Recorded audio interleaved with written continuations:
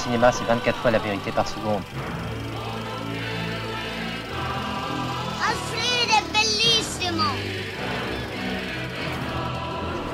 Il y a des jeunes là-bas qui jouent au foot. Là, on parle du foyer. Ah, du foyer. Ah, il n'y a que du vieux en fait.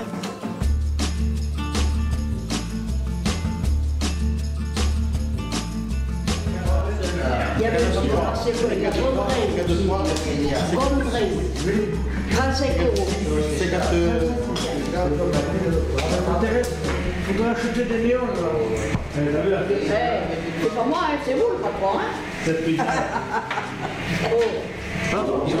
Moi, je sais pas. Qui c'est qui le change ça? Moi, j'ai été sélectionnée pour mener une résidence d'action culturelle dans le quartier des Grands Carrosses, qui est donc un quartier d'Auch et un quartier populaire.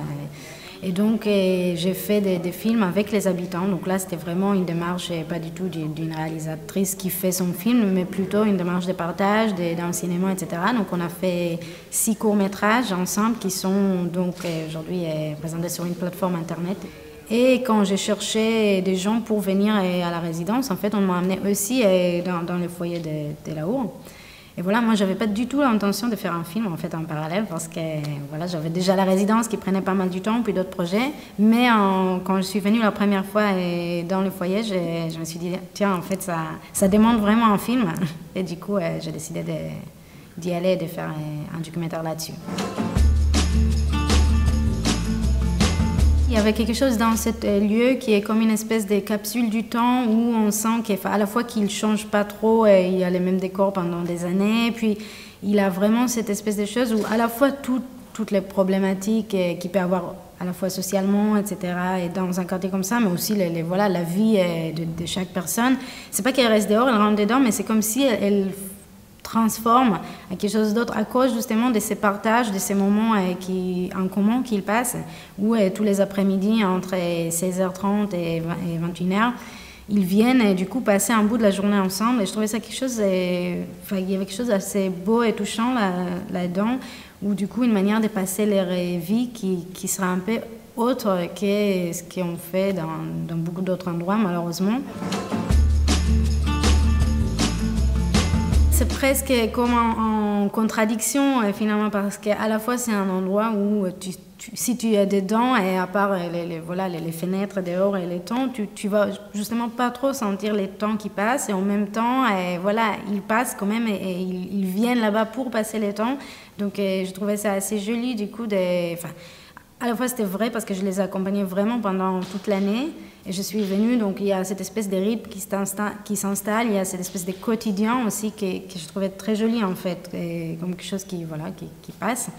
Et il y avait cette non-temps, donc oui, j'ai voulu un peu insister là-dessus en inscrivant le montage aussi autour de ce temps de l'année. Dans des documentaires comme ça, un peu d'observation, etc., ça se fait d'une manière assez naturelle, j'ai envie de dire, parce que souvent, déjà, il y a les gens qui sont à l'aise et les gens qui sont moins à l'aise. Et souvent, c'est pas trop la peine d'aller forcer les gens qui sont pas très à l'aise, parce que voilà, on n'aura pas vraiment... c'est vraiment comme une espèce de contrat non écrit, en fait, entre l'équipe qui filme et les gens qui sont filmés. Donc, il faut vraiment se sentir bien avec. Et puis, voilà, c'est des gens qui, petit à petit, du coup, j'ai découvert, chaque fois que je suis venue, du coup, je leur dis, tiens, mais en fait, les choses que tu m'as parlé la dernière fois, alors ça en est où, alors c'est quoi? Et du coup, chaque fois, on les suit aussi. Donc, ça a été assez naturel, en fait, entre ce qui était dans les rushs et les choix du montage. Il n'y avait pas vraiment d'hésitation là-dessus. J'aime beaucoup aussi faire des films où justement j'existe pas du tout, et de l'exemple de This is my land où je mets la caméra et je laisse vraiment du coup tout dérouler.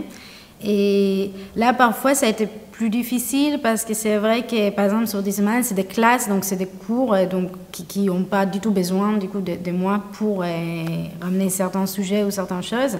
C'est vrai que là avec ces personnes, en fait le plus que j'ai passé du temps avec elles, je connaissais du coup aussi des choses de leur histoire, etc. J'ai eu envie que ça sorte. Et du coup, il y avait quand même pas mal de scènes, et il y a dans les films pas mal de scènes qui sont vraiment qui se déroulent comme ça et devant nous sans aucune intervention. Mais il y avait quand même des choses où j'ai voulu leur faire parler, où j'ai voulu leur questionner. Et du coup, petit à petit, il y avait quand même aussi ma voix ou mes questions qui sont restées en fait. C'est toujours un moment très délicat et parfois aussi très surprenant de montrer les films aux gens qui sont filmés en fait. Et j'avais eu sur des films précédents à peu près toutes les réactions, souvent des gens. C'est assez dur aussi, je pense, de se regarder dans un film comme ça sur les grands écrans et pendant 1h20. Enfin voilà, je pense qu'émotionnellement, c'est pas facile à encaisser. Et souvent, on pense qu'on sait exactement ce qu'on a dit et qu'on n'est pas machin, mais en fait, enfin voilà, c'est souvent.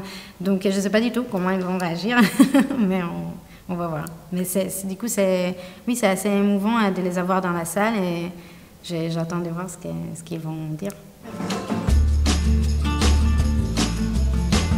Je pense que c'est, comme dans plein de choses, une sorte d'équilibre à trouver, de compromis à faire. Mais en fait, pour moi, en tout cas, au moment où ça ne deviendra pas du tout indépendant, en tout cas, il n'y aura pas de... je préfère aller élever des vaches à la campagne.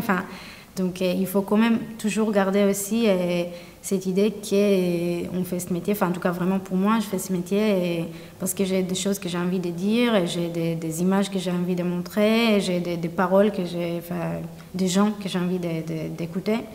Donc, les jours où je ne pourrais pas avoir la liberté de faire ça, j'arrêterai. Donc, pour moi, oui, c'est indispensable.